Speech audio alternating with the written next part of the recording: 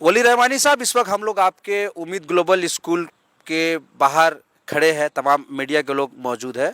आपने एक साल पहले आपने एक वीडियो शेयर किया था जिसमें आपने पूरे हिंदुस्तान के लोगों से अपील की थी कि इस उम्मीद ग्लोबल स्कूल के लिए सहायता का हाथ बढ़ाए। आपने 100-100 रुपए के लिए सबसे लोगों से अपील की थी। लोगों ने भी भरपूर आपको आशीर्वाद दिया था, अपनी मोहब्बतों से नवाजा था, और जिसका रिजल्ट ये है कि एक साल के अंदर आपने एक बहुत बड़ी, एक नहीं बल्कि दो आलीशान इमारतें बना ली है। अब चूंकि नए एकेडमिक साल के लिए आप एडमिशन ले रहे हैं, अब जो आपका पोस्टर्स वगैरह हम लोग देख रहे हैं, आपका ब्रोशर देख रहे हैं, उसमें आप जो है 1.5 लाख रुपए, 1.5 लाख रुपये यू आर चार्जिंग एनुअली। तो सवाल ये है कि जो गरीब का बच्चा है, जो गरीब का बच्चा है जिसके लिए आपने लोगों से 100-100 रुपये मांगा था, वो 1.5 लाख रुपया कहाँ से अफोर्ड कर पाएगा? क्या कहेंगे इस पर? सबसे पहले तो मैं आप सबका शुक्रिया अदा करना चाहता हूं कि आप सब जो हैं हमारे स्कूल तशरीफ़ लाए। सारे जर्नलिस्ट का मैं शुक्रिया अदा करना चाहता हूं कि आप सब, और मुबारकबाद देना चाहता हूं कि आप वो काम कर रहे हैं जो जर्नलिस्ट को करना चाहिए, सच को लोगों के सामने लाने की कोशिश कर रहे हैं, और आप हिम्मत दिखाकर मुझसे सवाल पूछ रहे हैं। उम्मीद करता हूं कि ऐसे मुझसे सवाल पूछते रहेंगे। आपने सवाल पूछा कि मैं जब 100-100 रुपये लेकर गरीब बच्चों के लिए स्कूल बनाया हूँ तो मैं 1.5 लाख रुपये क्यों चार्ज कर रहा हूँ, क्या मैं चार्ज कर रहा हूँ या नहीं कर रहा हूँ? तो मैं बिल्कुल 1.5 लाख रुपये साल का फ़ीस चार्ज कर रहा हूँ। मगर अब सवाल है कि किससे चार्ज कर रहा हूँ और क्यों चार्ज कर रहा हूँ। इस सवाल पे आने से पहले मैं एक बैकग्राउंड बनाना चाहता हूँ, बताना चाहता हूँ कि उम्मीद ग्लोबल स्कूल क्या है। क्या उम्मीद ग्लोबल स्कूल एक आम स्कूल है? नहीं, उम्मीद ग्लोबल स्कूल एक यूनिक स्कूल है। उम्मीद global school is not an ordinary school जहाँ बच्चे आए, पढ़े लिखे, पेट के लिए तालीम हासिल करें और जॉब सीकर्स बन के बाहर चले जाएँ और नौकरी पर लग जाए। नहीं, उम्मीद ग्लोबल स्कूल का एक मिशन है, वो ये कि इस स्कूल से किस तरह से हम लीडर्स बनाकर दुनिया को दे सके। ऐसे लीडर्स जो गरीबी को, गुर्बत को इस मुल्क से दूर कर सके। ऐसे लीडर्स जो मुसलमानों को इस मुल्क में अपनी खोई हुई इज़्ज़त वापस दिला सके इंशाअल्लाह। और इस बात को याद रखते हुए अब मैं इस बात पे आता हूँ बताने के लिए कि उम्मीद ग्लोबल स्कूल फर्दर क्यों है। हम CBSE करिकुलम फॉलो कर रहे हैं, हम इस्लामिक स्कूल हैं। ऐसा स्कूल जो कुरान भी पढ़ाता है, जो दीनियात भी पढ़ाता है, जो हदीस भी पढ़ाता है, जो साइंस भी पढ़ाता है, जो हिस्ट्री और जोग्राफ़ी और फिज़िक्स और केमिस्ट्री साथ में पढ़ाता है, एक ऐसा स्कूल है हम। और आपको जानकर हैरानी होगी कि हमारे यहाँ हम स्टेम एडुकेशन दे रहे हैं, यानी साइंस, टेक्नोलॉजी, इंजीनियरिंग और मैथमेटिक्स का। और हमारे स्टेम एडुकेशन की वजह से वर्ल्ड ट्रेड सेंटर पुणे, जो कि वर्ल्ड ट्रेड सेंटर न्यूयॉर्क की एक फ्रेंचाइजी इंडिया में है, उन्होंने हमें सर्टिफिकेशन दिया है कि हमारे curriculum is at par with international curriculum. यानी वर्ल्ड ट्रेड सेंटर पुणे, जो न्यूयॉर्क का एक फ्रेंचाइजी इंडिया में है, उन्होंने हमें सर्टिफिकेशन दिया है कि उम्मीद ग्लोबल स्कूल, और वो सर्टिफिकेट आप चाहें तो प्रेस रिलीज़ के बाद आपको दे सकता हूँ और आप लोग इसको पब्लिश कर सकते हैं कि उन्होंने सर्टिफाई किया है कि हमारा स्कूल का करिकुलम इंटरनेशनल करिकुलम के एट पार है। अल्हम्दुलिल्लाह रब्बिल आलमीन।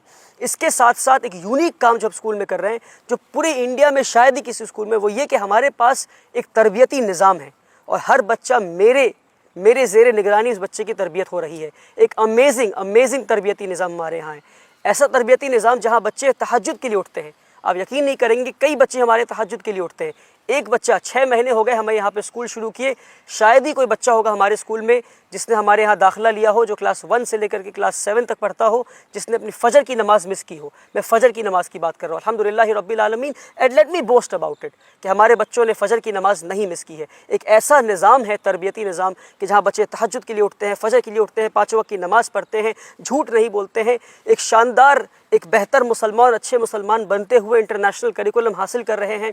फुटबॉल ग्राउंड है, बास्केटबॉल ग्राउंड है, हम TT इंट्रोड्यूस करने वाले हैं। किक बॉक्सिंग में हमारे बच्चे नेशनल चैंपियन बन चुके हैं। स्टेट चैंपियनशिप की लास्ट 3 इयर्स की ट्रॉफी हमारे पास है।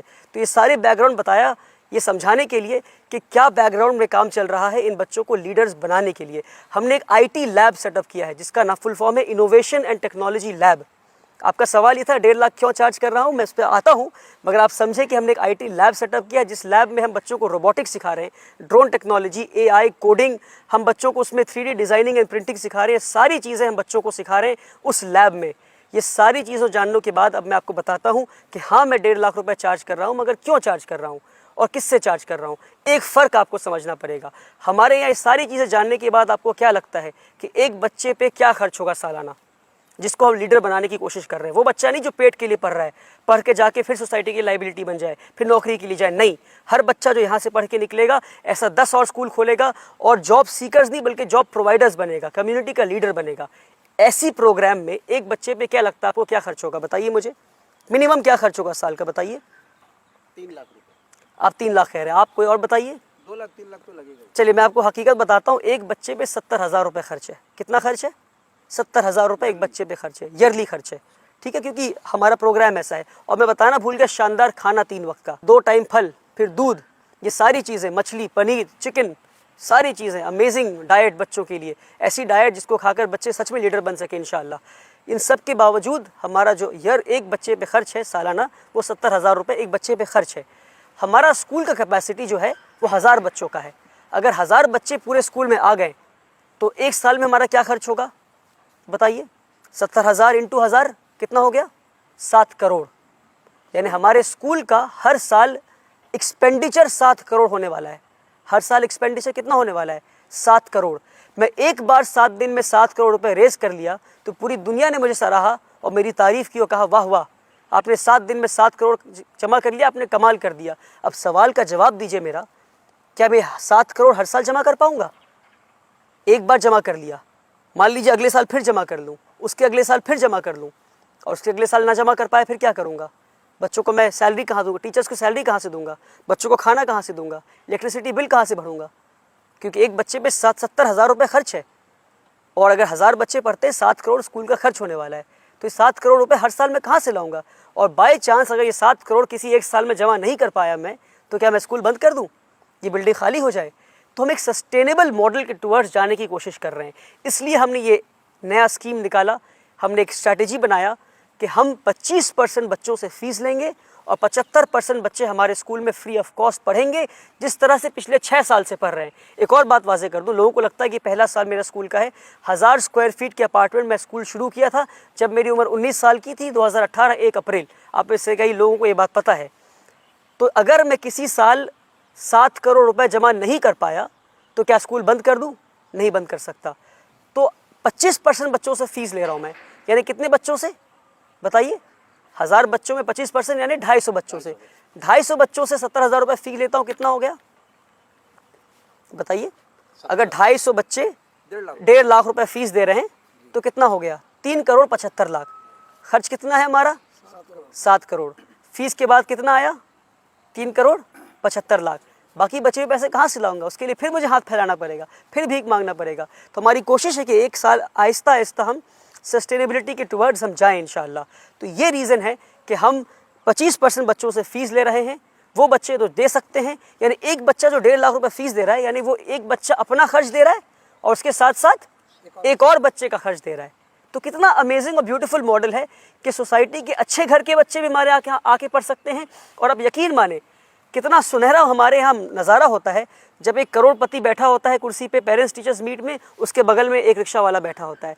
जब एक करोड़पति बैठा होता है हमारे बगल में और उसी के बगल में उसके घर वाली काम वाली बाई बैठी हो या उसी का ड्राइवर बैठा हो। ये हम कहना चाह रहे हैं कि हमारा जो मिशन है कि education of the rich for the poor, कि एडुकेशन जो अमीरों की तालीम है गरीबों को फराहम करें। हम किस तरह से अमीरों की तालीम हम गरीबों को फराहम करें, ये हमारी कोशिश है कि किस तरह से एक ही मालिक और एक ही ड्राइवर का बच्चा एक ही स्कूल में आके पढ़ सके। ड्राइवर का बच्चा फ्री ऑफ कॉस्ट पढ़ सके और मालिक का बच्चा 1.5 लाख रुपए फ़ीस देकर पढ़ सके। तो इसलिए हम 1.5 लाख रुपए फ़ीस ले रहे हैं। उम्मीद करता हूँ कि आप के सवाल का मैं जवाब दे पाया। दूसरा सवाल वली रहमानी साहब ये है कि जिस तरह से स्कूल यहाँ कामयाबी से चल रहा है, सैलरी क्या आप यहाँ से सैलरी लेते हैं तो कितना लेते हैं? आपने पूछा कि जिस तरह से स्कूल चल रहा है क्या मैं सैलरी लेता हूँ। मैं पिछले 6 साल में सैलरी नहीं लिया हूँ और मेरी आगे भी नियत नहीं है कि मैं सैलरी लूँ। इसलिए नहीं क्योंकि सैलरी लेना गलत है, बल्कि सैलरी लेना चाहिए मुझे, अच्छी सैलरी लेना चाहिए मुझे, बल्कि इसलिए क्योंकि मैं एक अच्छे वेल टू डू फैमिली से आता हूँ। My father is a businessman, he is established businessman, और मुझे पैसों की ज़रूरत नहीं है। My father takes care of my bills, he pays off all my bills. और मेरे वालिद साहब की तरफ से हुक्म है कि मैं सैलरी ना लूँ।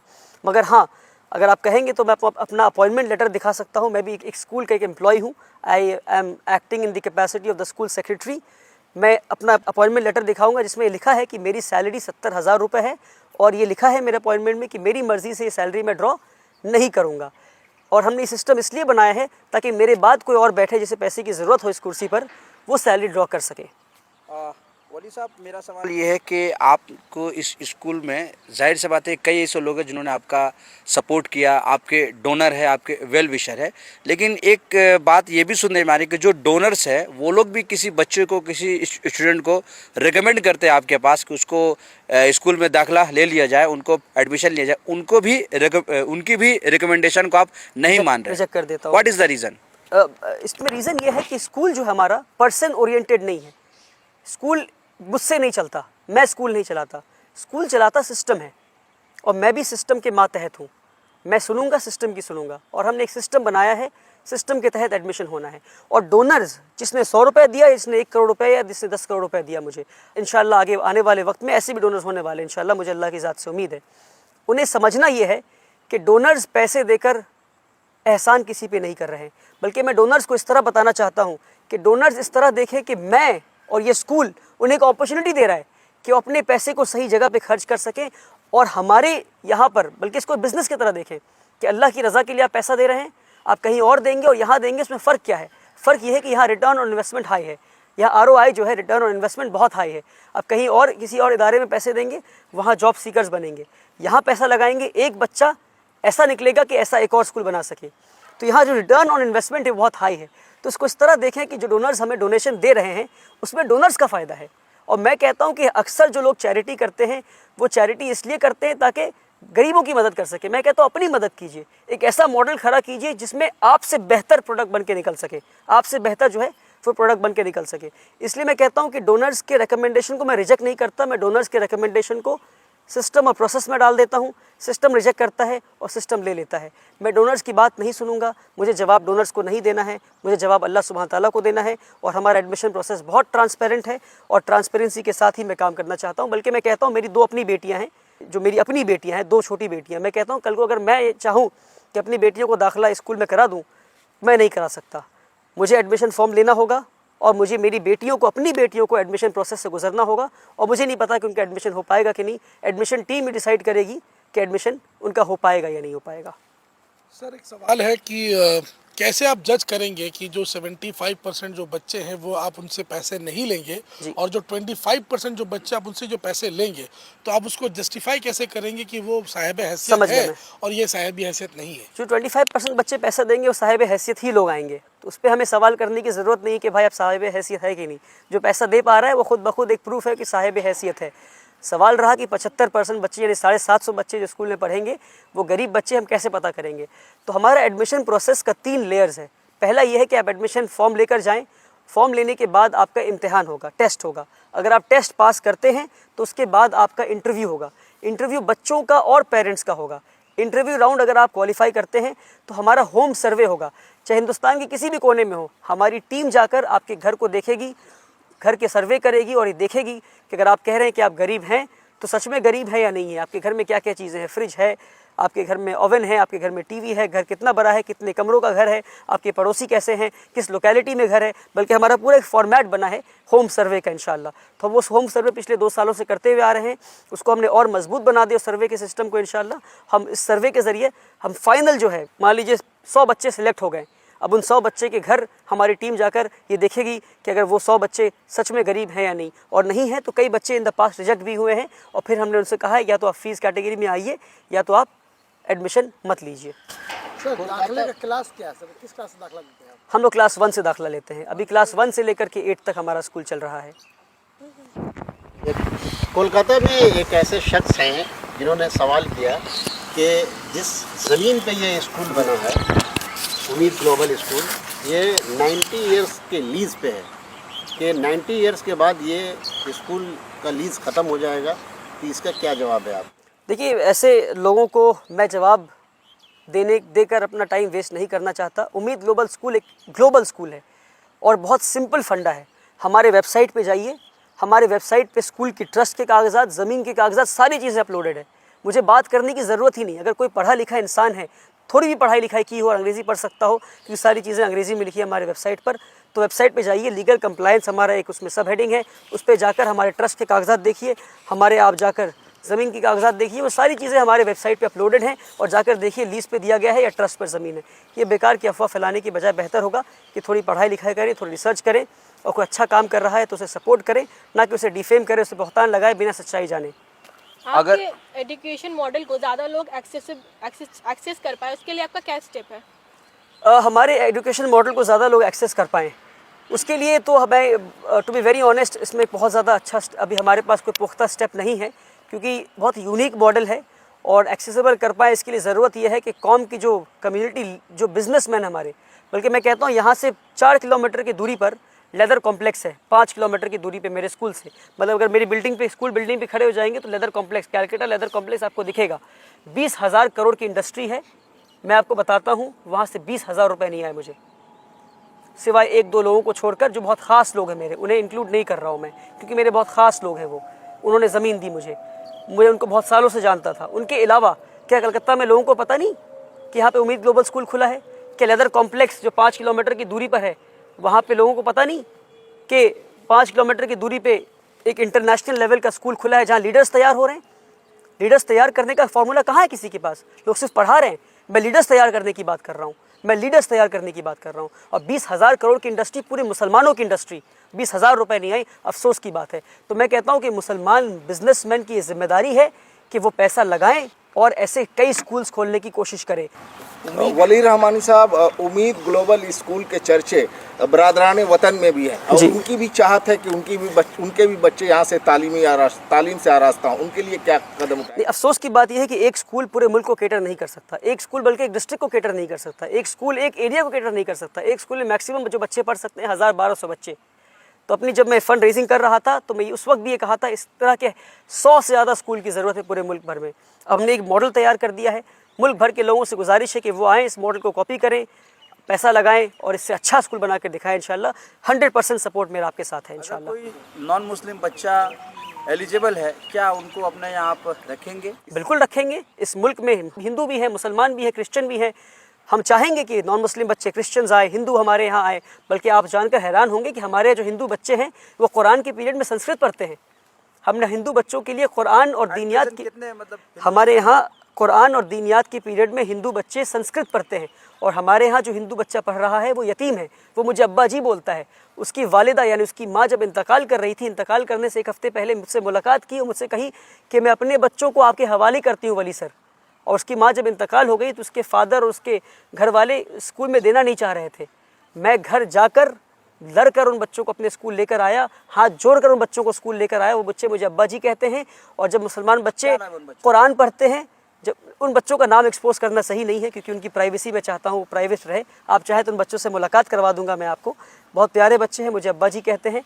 जब बच्चे कुरान पढ़ते हैं तो वो बच्चे उस वक्त संस्कृत पढ़ रहे होते हैं। ये हमारा मॉडल है और हम नहीं चाहते कि यहाँ से मुसलमान बच्चे पढ़ें और जब दुनिया की दहलीज पे कदम रखें, यहाँ मुसलमान एनवायरनमेंट स्कूल के अंदर है और जाके देखें हिंदुस्तान कुछ और दिखता है। हम चाहते हैं कि हमारा स्कूल वैसा ही दिखे जैसा हिंदुस्तान दिखता है। आपका स्कूल बिल्कुल सेक्युलर हमारा स्कूल, जितना सेक्युलर कॉन्स्टिट्यूशन में दिखा है उतना ही सेक्युलर हमारा स्कूल है।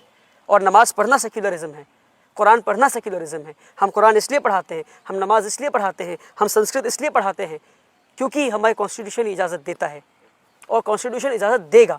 और कल को अगर ना दे तो फिर हम बात करेंगे इंशाल्लाह। स्कूल का I guess this is the first year admission हो रहा है। अगर कोई इन्फ्लुएंशियल आदमी का, किसी MP MLA वगैरह का अगर रिकमेंडेशन लेटर लेके आता है फॉर एडमिशन, क्या आप उसको एक्सेप्ट करते हैं? या हम रिकमेंडेशन एक्सेप्ट करते हैं मगर पोस्ट टेस्ट पास करना, पहले आपको टेस्ट पास करना होगा।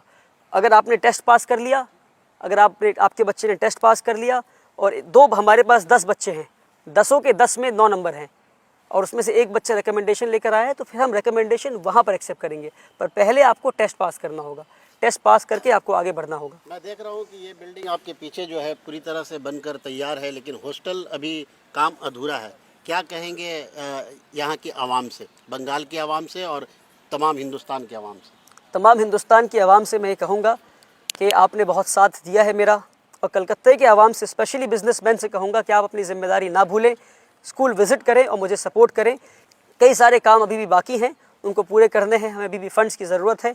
आप आएँ और देखें किन किन चीज़ों की ज़रूरत है हमें, उन चीज़ों को आप पूरी करने में हमें मदद करें। और पूरे हिंदुस्तान के लोगों से कहूँगा, आप जिस भी सिटी में हैं, अगर आप बिजनेसमैन हैं, 10-15 बिजनेसमैन जुड़कर वहाँ स्कूल कायम करें। अगर आपको टेक्निकल सपोर्ट चाहिए, सिस्टम में सपोर्ट चाहिए, एकेडमिक सपोर्ट चाहिए, जिस तरह की भी सपोर्ट चाहिए आपको, सारी सपोर्ट इंशाल्लाह मैं आपको करूंगा। ये मेरा वादा है आपसे। मैं पिछले 6 साल में स्कूल के मॉडल्स को स्टडी किया हूँ and I have the expertise and I am ready to share the expertise with everybody who comes to me इंशाल्लाह, सो दैट हर डिस्ट्रिक्ट में, हर इलाका में एक इस्लामिक स्कूल हो, जहाँ हिंदू बच्चे भी आएँ, क्रिश्चियन बच्चे भी आएँ, तरबियत हासिल करें और इस मुल्क को एक बेहतर मुल्क बनाने में और पावरफुल मुल्क बनाने में मदद करें इंशाल्लाह। सर एक क्वेश्चन सर, क्लास 8 तक पढ़ाते हैं क्या? 9, 10 भी पढ़ाई शुरू? अभी बच्चे क्लास 7 तक पहुँचे हैं। जो कमिंग एकेडमिक ईयर है, यही 7 के बच्चे 8 पहुँचेंगे। हमारी पूरी कोशिश है कि हम क्लास 12 तक स्कूल को ले जाएं। हम इस तरह कई सारे स्कूल्स बनाएं। किस बोर्ड से आपका? हम लोग CBSE एफिलिएशन लेने वाले हैं एक इंशाल्लाह। आखिरी सवाल, क्या स्कूल ख़त्म होने के बाद कुछ ऐसा कोर्सेज वगैरह होते हैं क्या यहाँ पे? नहीं, बिल्कुल बताया मैं, तरबियती निज़ाम है हमारे यहाँ। स्कूल ख़त्म होने के बाद प्रेप क्लास होता है। हमारे यहाँ ट्यूशन कल्चर नहीं है। स्कूल ख़त्म होने के बाद बच्चे खुद सेल्फ स्टडी करते हैं। तरबियती क्लास होता है, यानी असर से लेकर मगरिब तक बच्चे हदीस पढ़ते हैं, हदीस सुनते हैं। बच्चे फजर, बल्कि मैं एक यूनिक तरबियत के मॉडल पे अगर मैं बात करने जाऊँ, it's a very vast topic कि किस तरह से मैं उसको कोडिफाई करने की कोशिश कर रहा हूँ, एक शानदार तरबियती निज़ाम कायम करने की कोशिश कर रहा हूँ। स्कूल के बाद बच्चे तरबियत क्लास होता है उनका, स्कूल के बाद बच्चे प्रेप टाइम होता है, यानी जब वो सेल्फ स्टडी करते हैं, नमाज़ पढ़ते हैं, गेम्स खेलते हैं, खाना खाते हैं और फिर उसके बाद बच्चे सो जाते हैं। हमारे बच्चे सुबह रात को 9 बजे सो जाते हैं, लाइट्स ऑफ हो जाता है और फिर फजर की नमाज़ के लिए उठ जाते हैं। और जुमे के दिन स्पेशली कई बच्चे तहज्जुद की नमाज़ के लिए उठते हैं। और हमारी कोशिश है कि हम स्कूल को इस पैटर्न पे ले आएँ कि तहज्जुद कंपलसरी कर दें स्कूल में। हमारे बच्चे इशा के बाद तुरंत सो जाएं फ़ौरन और तहज्जुद में हमारे बच्चे उठें। और बल्कि मेरे शेख कहते हैं अक्सर कि उनकी बस चले तो वो तहज्जुद को पूरी उम्मत पे कंपलसरी कर दें, क्योंकि जिस मुसीबत से पूरी उम्मत गुजर रही है इस वक्त, हम सबको तहज्जुद में उठना चाहिए और तहज्जुद पाबंदी से भी पढ़नी चाहिए इंशाअल्लाह। बहुत बहुत शुक्रिया। बहुत बहुत शुक्रिया। Thank you so much.